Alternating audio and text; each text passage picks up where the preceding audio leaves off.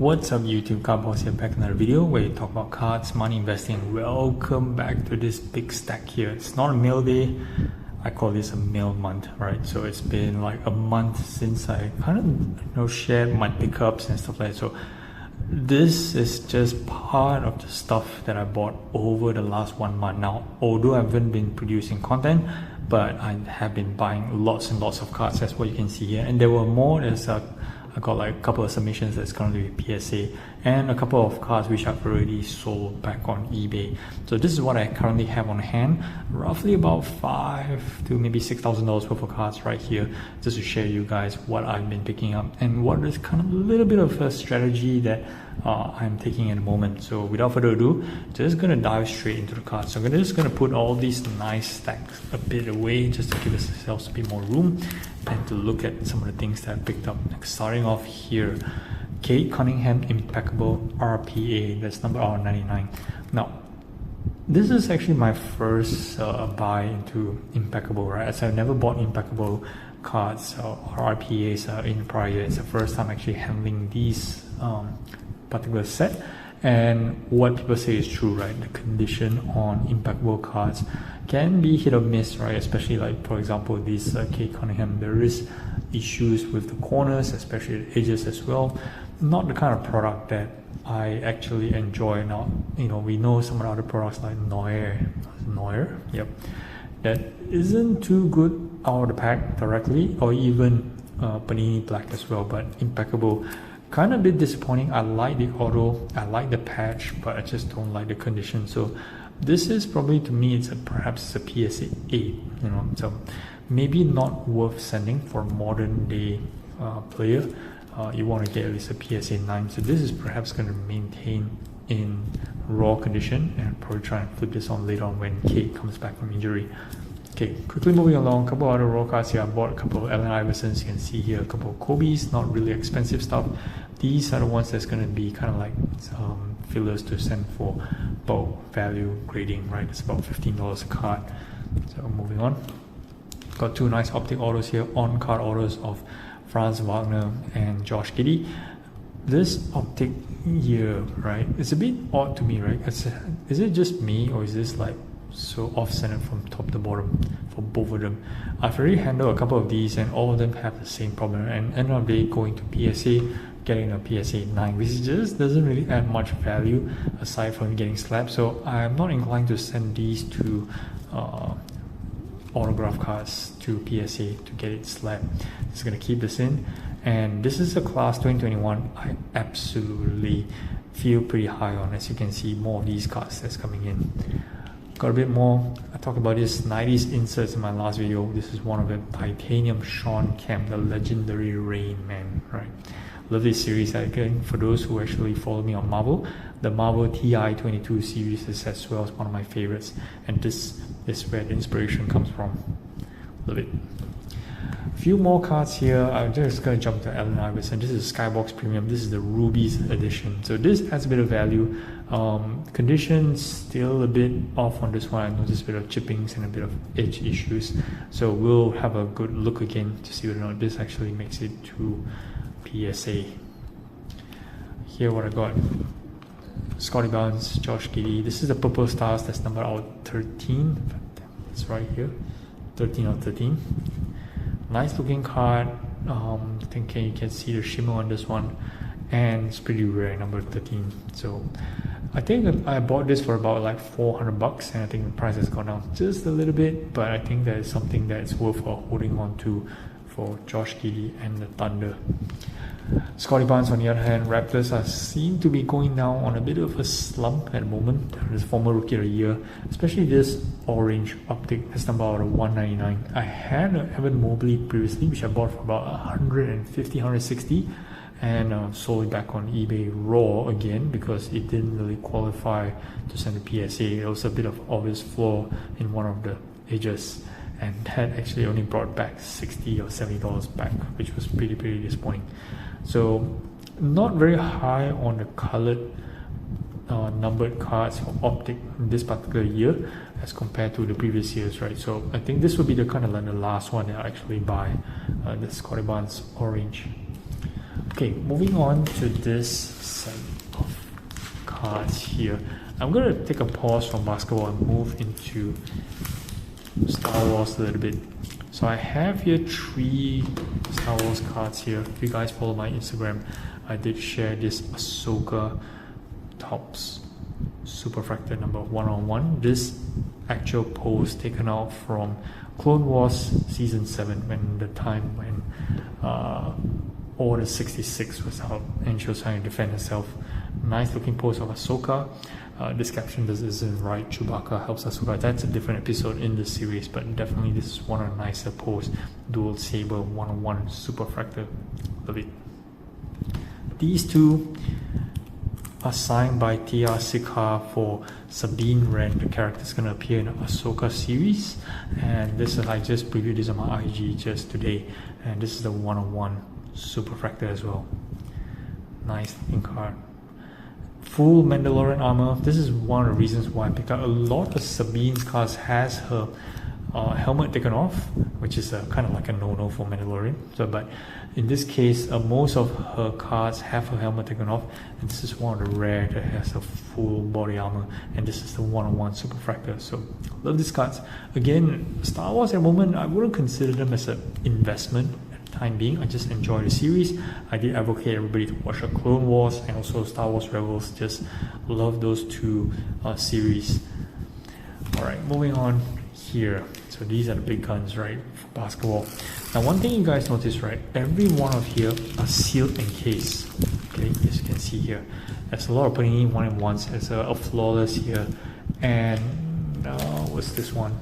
Yeah, this is from Impeccable as well. So lots and lots of 1-in-1s here, and I'm pretty high on encased cards, you know, especially RPAs such as from Panini 1-in-1.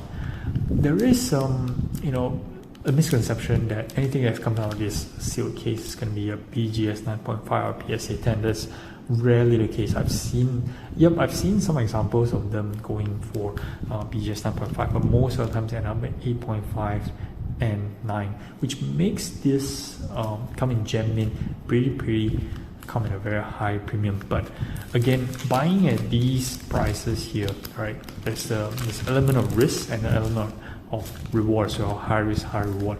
But I like holding on to the cards in case, because going forward there will be somebody who's willing to just pay a little bit more to take the chance of getting that high reward, and that's where I think that I'm pretty happy at making those kind of margins as opposed to trying to crack this, pay the grading fee, wait, and come back with, you know, a BGS 8.5, which end of the day may actually lose our value. Even BGS 9 may not actually come and cover, or PSA 9 just maybe, right? So I would say use the word investing in these kind of encased cards and keep them sealed, right? And you know, have a play with them, have a hold on to them, and see what happens in the next 1 or 2 seasons. I think that the upside of holding them in case is actually better than trying to send them to PSA. Ultimately, of course, getting a PSA 10, you can maybe double your money, but the chances are pretty slim from what I've seen in the past. Okay, so without further ado, let's go and look at some of these encased cards that I picked up. First one here, Scotty Barnes. This is number 49, the blue one. Now what I like about encased 1-on-1s, RPAs, you get to do RPAs, you get a prime, on-card signature, nice photograph, and of course nice patch or nice jersey in this one here, 3-color patch here of Scotty Barnes. And again, most of them are here 2021 draft class, which Kate Cunningham is the first pick of the draft. I absolutely love this particular draft class, right? Luca's draft class 2018 was great because of Luca, but this as a spread, you know, pick 1 Cunningham, pick 2 Jalen Green, Evan Mobley, Franz Wagner, Scotty Barnes, to some extent maybe Jalen Suggs or Sengun as well, right? So pretty high on this particular draft class overall.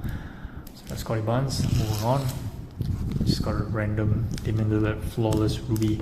Picked this up for about $250, and I think the last one sold on eBay for about $325. So this has gone up, even though Portland is not doing so well.